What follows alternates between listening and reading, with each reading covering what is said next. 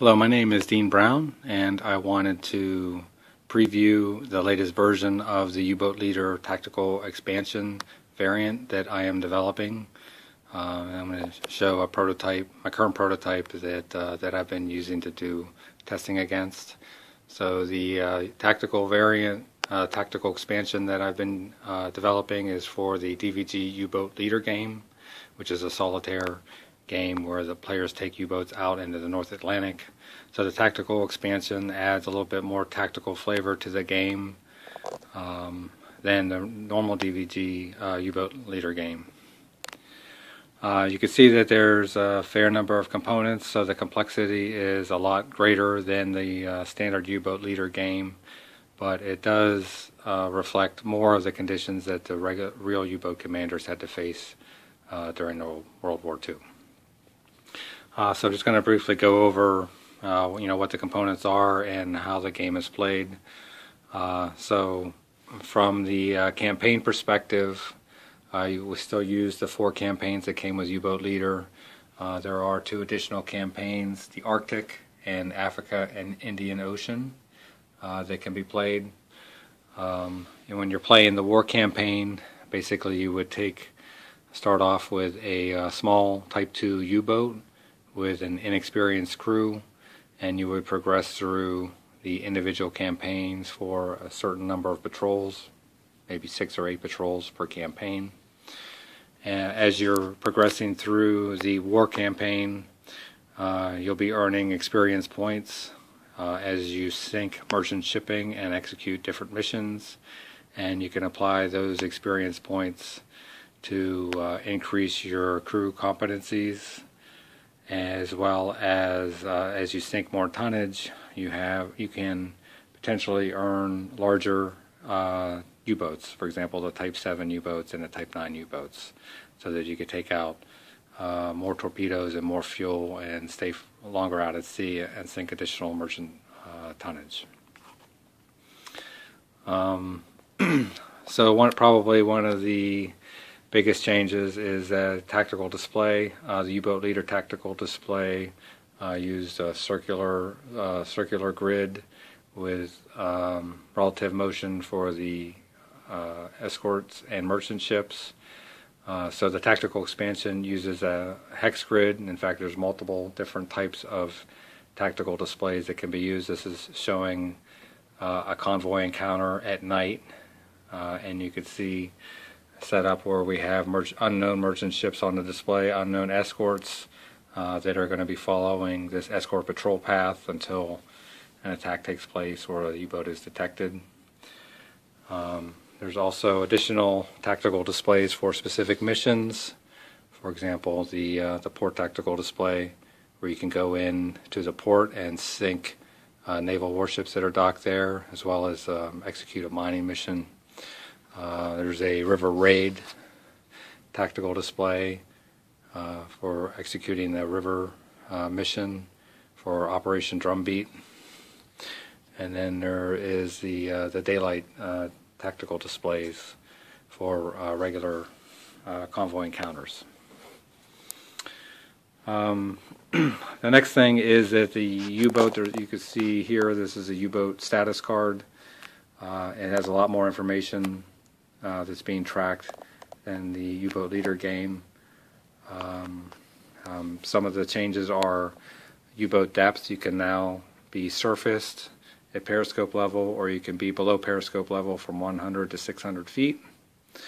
In addition, you could have U-boat damage. So instead of just taking stress when the U-boat is attacked by an escort or aircraft, it can incur damage that affects the operation of the U-boat. The damage model is similar to the Thunderbolt Apache Leader game from the DVG is that you have a set of chits with a yellow side and a red side, and depending on how significant the damage is from the attack, you would look at the yellow side or the red side and apply the appropriate damage to the U-boat. So in this example, there's electronics damage and there is bullet hole damage to the U-boat. In addition, it's still tracking the guns. There's also battery charge that's tracked so that the U-boat can only stay submerged and move submerged for so long, as long as it has batteries. There's multiple types of torpedoes, steam torpedoes and battery torpedoes. They each have different characteristics. And then you still have the T3A and T5 torpedoes for the hunted campaign. You can load your different types of torpedoes into the ready so that you can fire them during the tactical encounter. There's also a patrol tracker, so that, for example, if you're doing 8 patrols per campaign, you can keep track of how many patrols you've done before you switch over to the next campaign. So this keeps track of basically the U-boat status at depth, battery, fuel, and torpedoes and guns, as well as the damage. The next card is the U-boat crew status card. So for the tactical expansion, instead of having one experience level for the entire U-boat, like a U-boat leader, has been broken down into individual crew members. So there are 8 crew members on the U-boat. They can have varying levels of experience, and which would be green, trained, experienced, veteran, and ace. And as they get more experienced, their modifiers for the operations that they are performing improve. So it starts at a -2 for green. So whenever that particular crew member is doing something, there's a -2 modifier on the die roll. And then as they increase all the way up to ace, there would be a +2 modifier applied to whatever operations that crew member is involved in. The crew members, U-boat commander, the first watch officer, the second watch officer, a navigator, the chief engineer, the helmsman, the senior radio purchase petty officer, and the torpedo mate. So not only can those individual crew members have an experience level, but they can also earn certain skills. So you could spend experience points to not only increase their experience level, but you could also spend experience points to purchase a particular crew skill. The commander has the majority of the crew skills. They can have 3 active at one time. Currently there's a total of 7 different crew skills that can be purchased for the commander. For example, this one shows aggressive surface. So when the U-boat is surfaced, the U-boat is aggressive, meaning it attacks before the escorts, and the infiltrator commander skill, where they would be able to enter the tactical display from any location. Each of the other crew members can have 1 crew skill. For example, the first watch officer here has a surface torpedo attack of +1. So the first watch officer is usually the one that does the targeting when the U-boat is on the surface for the torpedoes. In addition, there is a war command track, and the war command, you can see here, starts at 0, and depending on how well you do executing your missions, the counter on here can either stay the same or go up or go down. So if you exceed your mission expectations, the war command counter would go up. If you don't meet your initial objectives, the war command counter would move down. If you fail to meet a lot of your objectives, you could eventually lose the game. If you over exceed your objectives multiple times, you can move it up and win the game that way. Depending on the war command location, there are specific operations that are performed. For example, like attacking a convoy with a wolf pack. So coordinating all of the wolf pack U-boats so that they can search and find the convoy out in the ocean. That's one of the factors at the war command, as well as earning U-boat equipment upgrades. So the U-boat, it has a crew, but you can also get equipment upgrades. So at the end of every patrol, you would roll a die to see if you've earned an upgrade, and if you have, then you can select which upgrade you want. There's 6 total. So there's the Alberec, which starts in 1941. That's a rubber coating that helps decrease escort detection. Wagtail, that's a gyroscopic helicopter that was flown, actually attached and flown above the U-boat to increase the visibility to help spot additional ships. Flat gun upgrades, so A lot of the U-boats received upgrades to their flak guns as the aircraft threat increased throughout the war. Increased hydrophone sensitivity, so you'd be able to detect ships better. METOX, which is a radar detector, which is used for primarily for aircraft radar, so for notification. And then there's bolt canisters, which are chemical canisters that were released when the U-boat was submerged and an escort ship was attempting to sink it. So the bolt canister would simulate U-boat, so that the ASDIC operator on the escort ship would think that the canister was a U-boat and they would attack that. Also, when the U-boat is on the surface, you can have different crew members in the conning tower. So when you're initially rolling for contacts, there's a watch officer that is in charge of determining those contacts. So you would roll here, so roll 2, which means that the first watch officer is in the conning tower, and in this case he has a 0 modifier. He's experienced. So when you roll for contacts, you would apply that modifier to the contact roll. So if it was the second watch officer was in the conning tower with this -1, then you would subtract 1 from the contact roll when you're rolling for contacts. Also, when you're surfaced, for example, here this is a nighttime attack. The U-boat is surfaced. You would have the appropriate officers in the conning tower. So the first watch officer is in charge of firing the torpedoes on the surface, and the commander was basically there for all-around situational awareness. If you were firing the main U-boat gun or firing the flak guns, then the second watch officer would be in the conning tower, along with obviously the gun crew or the flak crew that was actually firing those weapons. When the crew members are on the surface and they come under attack from an escort ship, there's a chance that those crew members can be wounded. So you have to roll to see, for example, when the escort ship fires its guns, you roll to see if the crew member gets wounded, and if they are, then they automatically have a -2 modifier.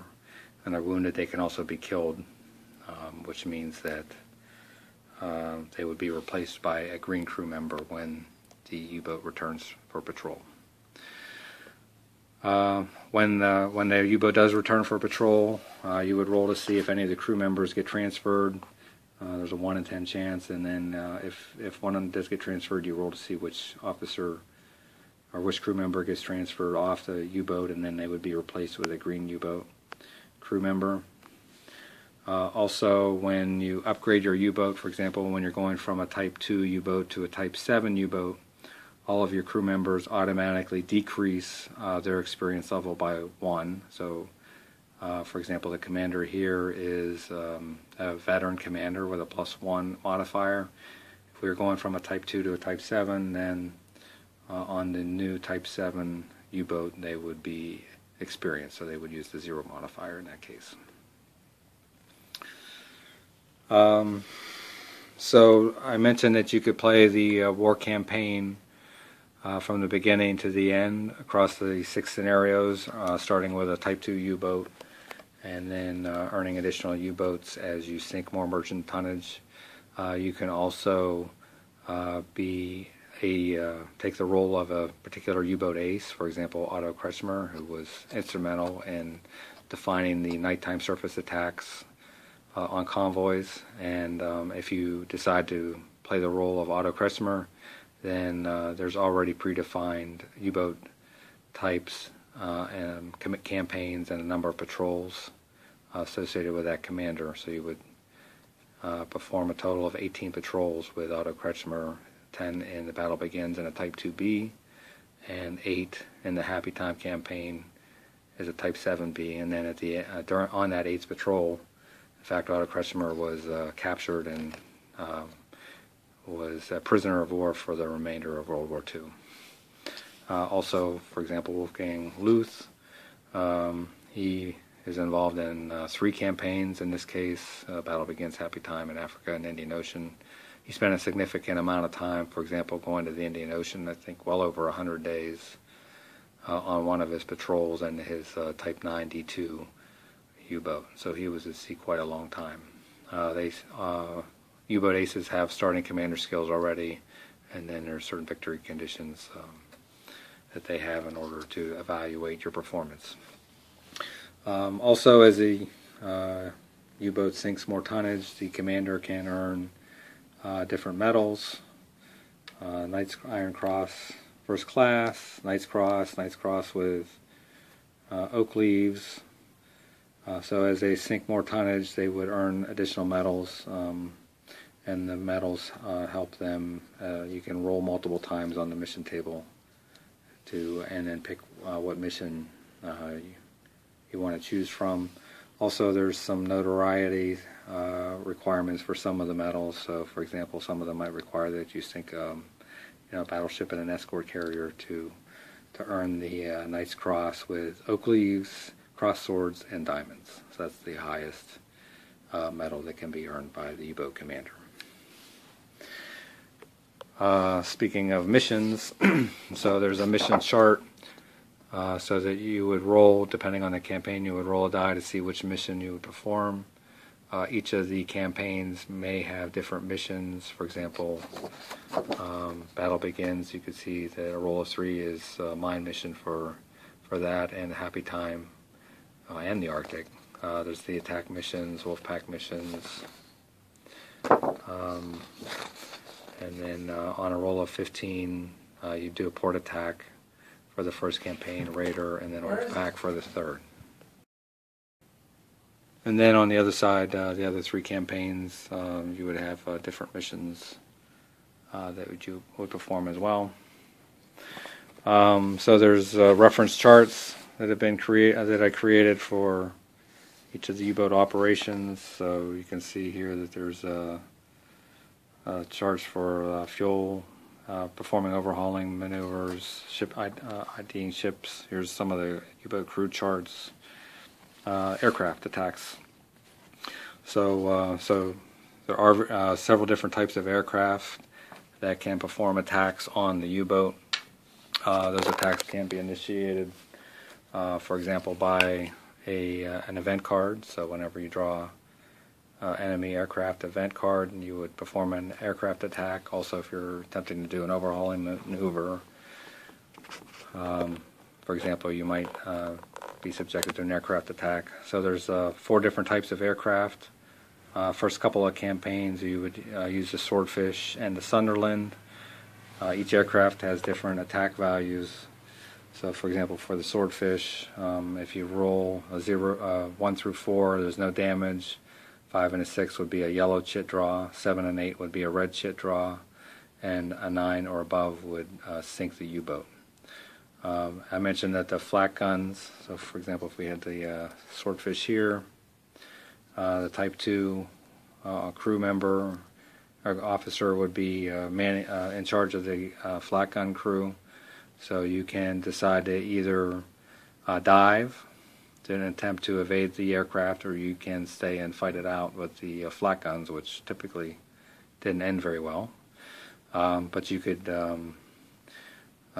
the second watch officer would lead the flak gun crew, and you would roll to see if you did any damage to the aircraft, and you could damage it or make it crash. And if you do end up firing, and in this case, there's a +2 modifier for the flak gun. So if you're firing a flak gun, you add 2 to the die roll to determine if the airplane gets damaged. If you do fire the flak guns, then then you flip over the aircraft counter to the other side, where there's different attack numbers that make it a little bit harder for the aircraft to damage the U-boat.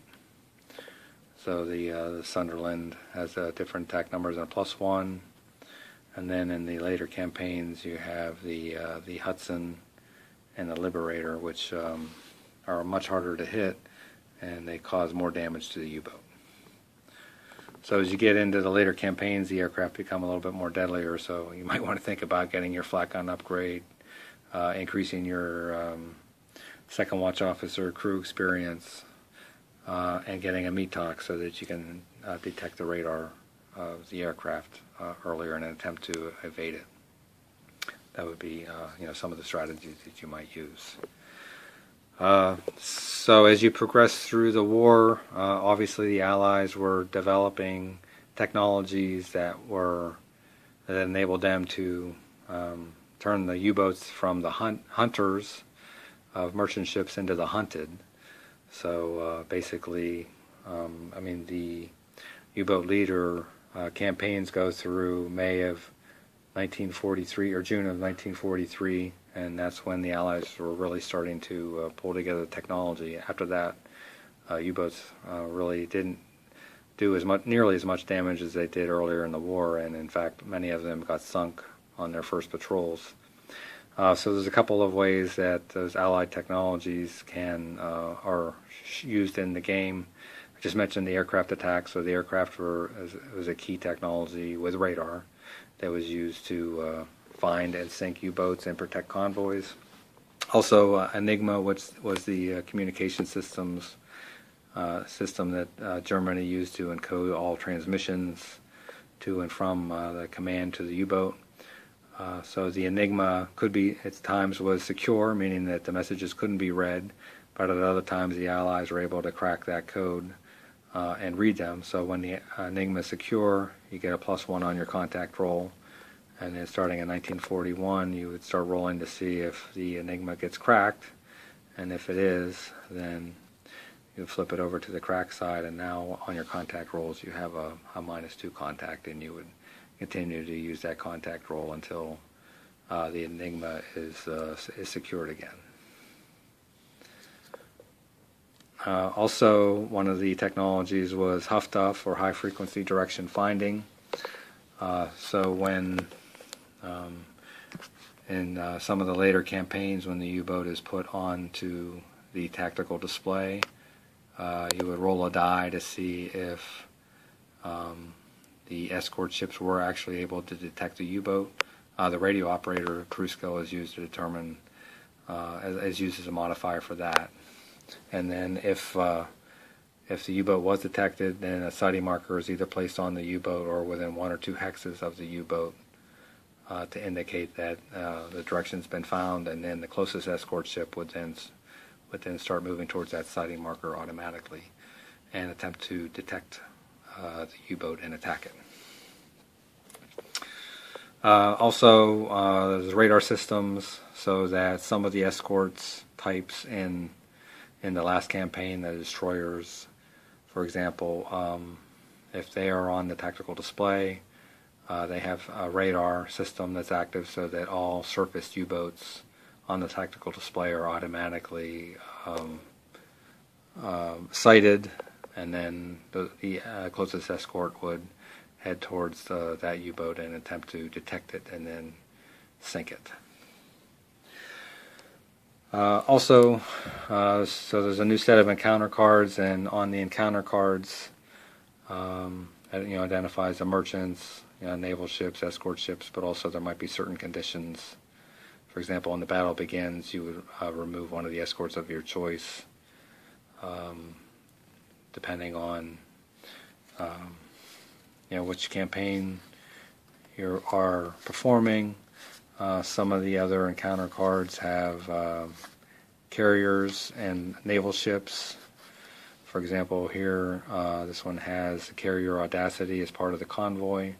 So you would roll to see on every turn of a surface U-boat, and on a 10, that U-boat would be subjected to an aircraft attack. There also might be some additional escorts later on in those later campaigns as they became more plentiful. And then at times they had ASW forces associated with it. So in this case, you'd have the battleship Rodney and destroyer that would be part of the convoy protecting it in any of the 1942 campaigns. So that's basically the current version of the U-boat leader tactical expansion. As I mentioned, I have been doing some testing, continuing to iterate the design. I have some friends that are going to help me with the play testing, and then from there we'll look at getting it released. All right, thank you very much.